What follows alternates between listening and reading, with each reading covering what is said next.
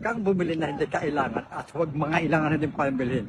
Grabe ang sinabi ni Lolo. Napaka-simple pero napaka-profound. Bakit nga ba maraming tao nalulubog sa utang? Yan pong pag-uusapan po natin sa episode na ito. Videos that will make you wealthy and debt-free. Hi there, this is Shing Kitan, your pambansang wealth coach. Yun nga, nagpapasalamat ako kay Tatang na talagang napakalalim po na kanyang sinabi. Di ba? Huwag kang bumili na hindi kailangan at huwag mga ilangan na din pambilhin. Minsan dahil nga sa pangailangan, di naman sa actually sa pangailangan, in reality, mas madalas po yung inggit, di ba? Yun po. Ano po nangyayari? Ang nangyayari po, napipilitan tayo mangutang, di ba? Kasi ang hilig po kasi natin magkumpara sa ibang tao. Do you agree? Type agree sa comment section kung nag-agree ka. Parang minsan nalulungkot ka, buti pa sila, may bagong damit, sasakyan, motor. Ang unang tanong dapat natin sa sarili natin, number 1, bayad ba? Karamihan doon inutang. Lalo na kung bibili ka ng Toyota Innova, tapos uutangin mo, dapat tawag sa sasakyan mo, Toyota Innova.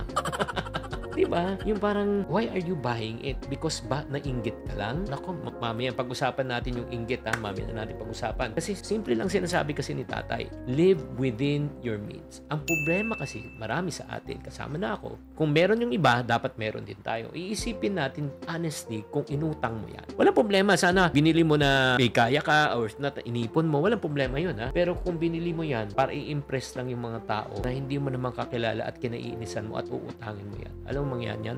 Stress. Magkakaroon ka pa ng problema sa pera. Diba? Tanong ko sa iyo ngayon, worth it ba? At may sinabi rin si Lolo tungkol sa inggit. Ano po yan? Halimbawa, lahat ng kapitbahay may color TV, ikaw lang wala. Dahil sa inggit, nangutang ka. Pag umiral sa iyo yung inggit, nako, masama tayong gitiro. Oo, yes. Kapag umiral ang inggit, nako, masama po yan. True yan na yung parang, iba, buti pa sila. Ganda ng sasakyan, may bagong iPhone, ako wala pa rin. May bago silang kotse, ako nagko-commute pa rin. Alam mo, ito lang huwag kang mainggit. As a matter of fact, kung nagko-commute ka, taas na mga kamay, type me kung ikaw ay nagko-commute, alam mo, napakapalad mo. Tanongin nyo ako bakit. Kasi araw-araw, pwede ka magpalit ng driver. Alam mo, huwag ka na mainggit, mga friendship. Kasi sabi nga ni tatay, huwag kang mainggit, makisaya ka na lang. Kung may nakikita ka na nag-umunlad, be happy for them. Ipag malaki mo ang kaibigan mong umaasenso, di ba? Baka makalibre ka pa ng kape.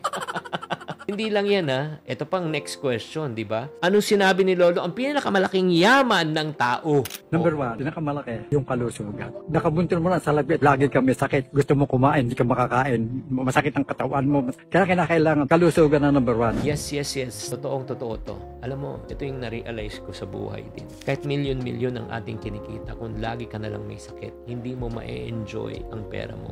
Dahil hindi mo malalasahan ang pagkain. Pasok, labas ka sa ospital, di ba? Alam mo, sa totoo lang, mas masarap yung buhay kapag malakas ang katawan po natin. Kahit na hindi po ganun kalaki ang ating pera, pero kung malusog ka naman, masarap mabuhay. Kesa naman, tignan mo naman, ang ganda-ganda ng kita mo, pero naman, may karamdaman naman tayo. Di ba? Mas maganda na, pero na tayong pera, meron pa tayong ika nga kalusugan. Kaya bago natin isipin ang tinatawag natin yung material wealth, unahin mo muna natin ang financial wisdom and wealth. Kahit may pera ka, wala kang diskarte. Sa totoo lang, ubos yan. Kahit may pera ka, sakitin ka naman, hindi mo rin ma-enjoy. Kaya sa panahon ngayon, ang tunay na yaman ay hindi lang po yan nasusukat sa pera, kundi sa tamang paghahawak at may tamang kalusugan. So ikaw, anong pipiliin mo? Marami kang pera, pero wala kang kalusugan? Or ikaw naman, simple lang ang buhay, di ba, na bibili mo gusto mo, pero meron kang kalusugan. At kung gusto mo pang ganitong usapan, sabihin mo, yes, gawa pa tayo ng commentary, type commentary, di ba? Subscribe na rin kayo sa channel na ito. Sana naman naliwanagan kayo, tatandaan, tamang karunungan, tamang disiplina po